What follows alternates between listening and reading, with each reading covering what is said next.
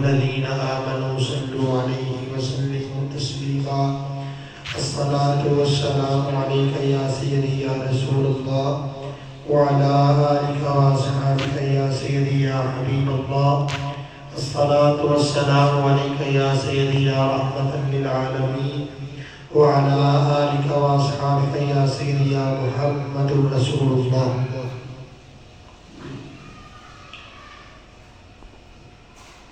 احباب دی وقار، اللہ تبارک و تعالیٰ کا بے پایا شکر ہے کہ جس نے ہمیں جمعۃ المبارک کی ان پاک گھڑیوں سے نوازا اور ہمارے گناہوں کو پس پردہ رکھتے ہوئے ہم پر کرم نوازیاں فرمائیں. دعا ہے اللہ ہم سب کا آنا اور جمعۃ المبارک کی اس پاک دن کے صدقے ہم سب کا مل بیٹھنا اپنی بارگاہ میں قبول فرمائیں. اب آپ جو آیا کریمہ میں نے آپ کے سامنے تلاوت کرنے کا شرف حاصل کیا، میرے رب نے فرمایا کہ نبی کریم صلی اللہ علیہ وسلم کی ازواج مطہرات کے بارے میں ہے. اللہ نے آپ کا ذکر خیر فرمایا، آپ کے لیے تنبیہ فرمائی اور آپ کو بڑے بہتر امداد میں سراہا اور آپ کو حوصلہ دیا اور ان کا مرتبہ و مقام بتایا. اور اسی ضمن میں آج جس ہستی کا ہم ذکر خیر کرنے جا رہے ہیں اس ہستی کا نام نامی اسم گرامی حضرت خدیجہ الکبریٰ رضی اللہ تعالی عنہا میرے کریم آقا صلی اللہ علیہ وآلہ وسلم کی ازواج مطہرات میں سے وہ پاک بی بی کہ جن کے اسلام پر بے پناہ احسانات ہیں. وہ دور کہ جب اسلام بے یار و مددگار تھا، جب اس دین پر زبوں حالی کا دور تھا، جب اس اسلام کو سرمایہ کی ضرورت تھی، جب اسلام کو سہارے کی ضرورت تھی، تو میرے نبی کے لیے اللہ کریم کی طرف سے جو فیصلہ فرمایا گیا اور جو جس شخصیت کا انتخاب میرے مالک نے فرمایا وہ حضرت خدیجہ الکبریٰ رضی اللہ تعالی عنہا، ایسی ہستی کہ جنہوں نے بالکل بکھرے ہوئے اسلامی دور کو، بالکل زبوں حالی کے دور میں ڈوبے ہوئے اسلامی دور کو اس طرح سے چار چاند لگائے، اس طرح اس پودے کی آبیاری کی کہ اللہ نے اس پودے کو آج تناور درخت بنا دیا اور جس کا ثمر میں اور آپ آج کھا رہے ہیں. یہ سارا سمجھنے کے احسان جو ہے میرے کریم کی ذات کے ساتھ جس ہستی نے تعاون فرمایا، جس ہستی نے اپنی زندگی لگائی حضرت خدیجہ الکبریٰ رضی اللہ تعالی عنہا. اور پھر ایک اور بڑی کمال کی بات عرض کرتا چلوں کہ جب تک میرے کریم کے نکاح میں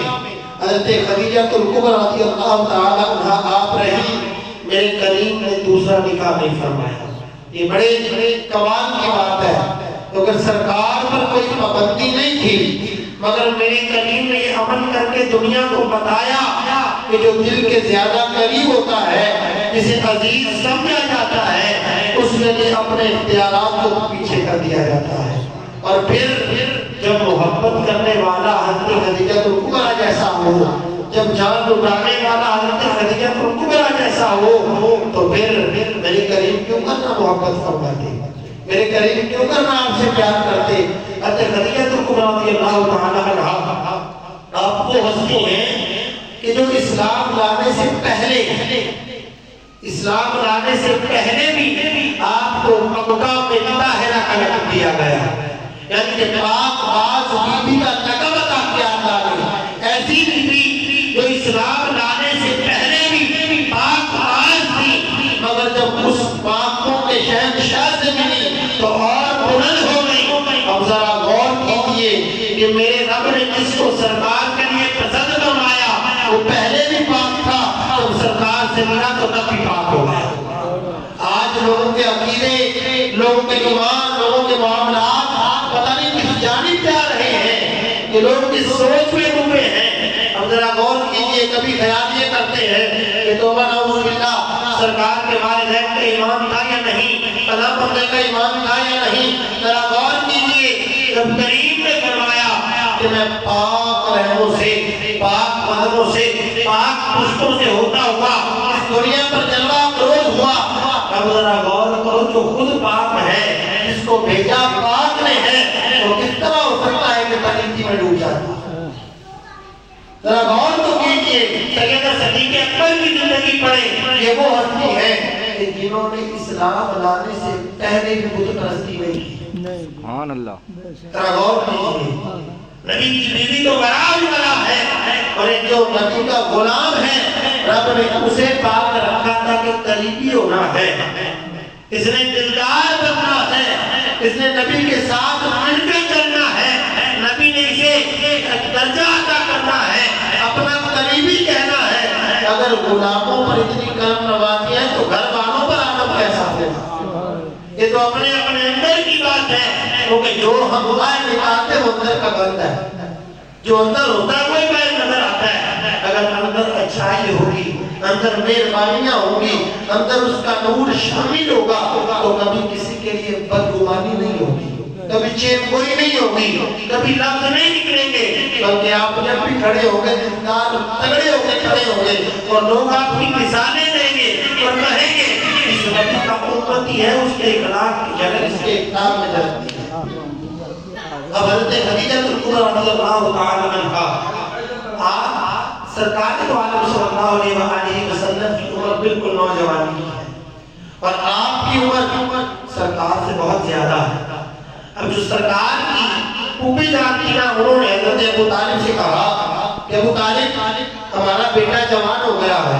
اب اس کی شادی کا کچھ سوچنا چاہیے۔ جب یہ بات کی تو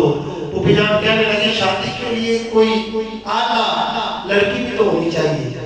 جو ہمارے بچے کے پائے کی ہو، جس طرح اللہ نے ہمیں یہ جو پتر عطا کیا ہے، اس کے حسن کا ثانی کوئی نہیں، اس کے حسن کردار کا ثانی کوئی نہیں، اس طرح کوئی بیوی بھی کمال ہو۔ ادھر آپ یہ سوچ رہی ہیں، حضرت خدیجہ کبریٰ آپ آرام کرنے کے لیے لیٹی، آنکھ لگی، خواب آیا، کیا دیکھتی ہے؟ آسمان کا چاند ٹوٹا، میری جھولی میں گرا اور میں نے اسے سینے سے لگا لیا۔ آپ جاگ گئی،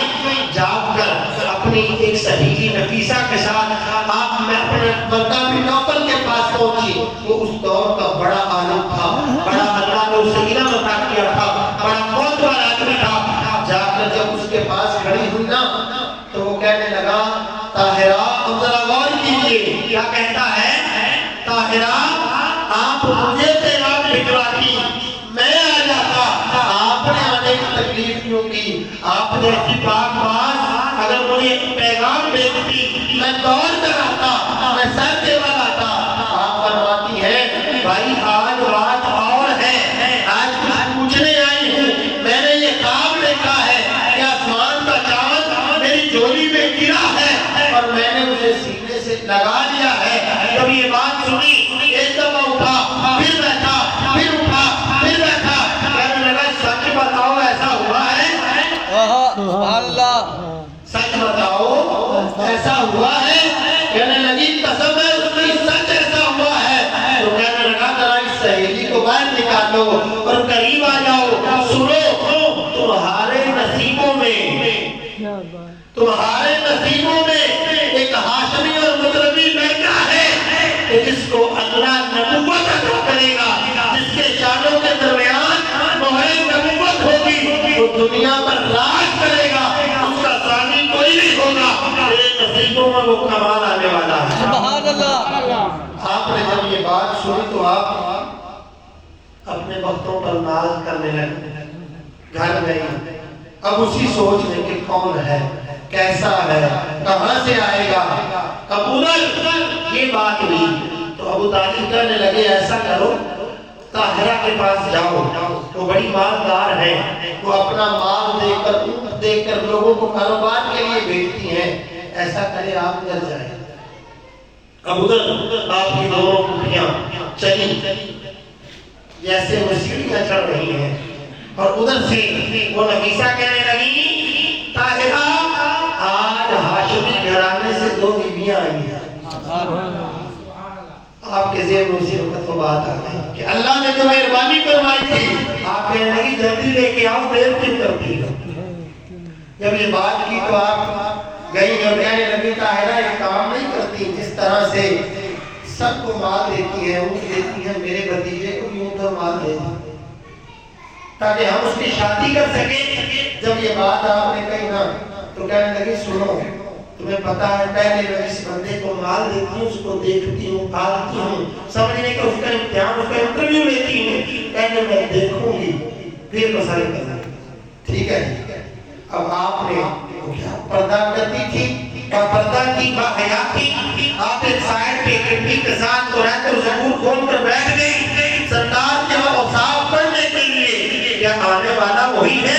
جس کی خبر یہ کتابیں دے رہی ہے، جس کی خبر ورقہ بن نوفل دے رہا ہے؟ اب اسی سوچ میں جیسے ہی سرکار گلی کی نکڑ سے چلتے ہوئے آئے، آپ کی نگاہ پڑی، آمنہ کے لال کی نگاہ اٹھی۔ اب آپ تو جانتے تھے، دلوں کے بھید کو جاننے والے تھے، جب نگاہ پڑی کہنے لگی ساری تصدیق ہو گئی، جاؤ مال بھی دیا، اونٹ بھی دی۔ سبحان اللہ، جاؤ مال بھی دیا، اونٹ بھی دیے، کیونکہ جہاں نظر محمد کا نشانہ ٹھہر جاتا ہے وہاں چلتا ہوا سارا زمانہ ٹھہر جاتا ہے۔ ارے کیوں کرتا کہتی؟ کیونکہ آمنہ کے لال کی نگاہ کا فیصلہ یہ تھا کہ ہم نے خدیجہ کو پسند کر لیا۔ سبحان اللہ، سبحان اب اللہ۔ جیسا ہوا میرے قریب آئے، چلے گئے، اونٹ بھی دے دیے، مال بھی دے دیا،